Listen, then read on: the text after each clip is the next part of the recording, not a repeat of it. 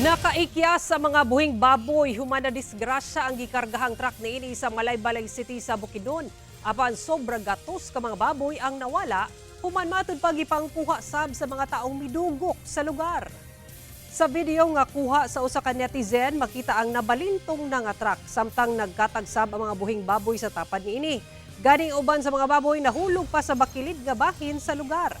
Sumala sa Malaybalay City Police, tungod sa kalapok sa dalan, busa nawad-an og balanse ang truck sa Purok 2 sa Barangay Patpat sa Malaybalay City, Bukidnon, niadtong adlaw Lunes. Apan gipangkuha matud pa sa mga taong midungog sa lugar ang nahulog nga mga baboy.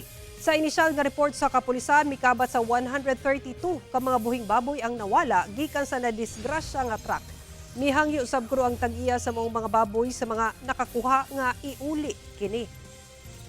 At dili lang na to i-take for granted nga na ay nadisgrasya na gani ato apang silabtan ang ilahang mga baboy nga na dito sa sakyanan. So if ever na nakakita, please turn it over sa barangay or sa kapulisan nearest police station.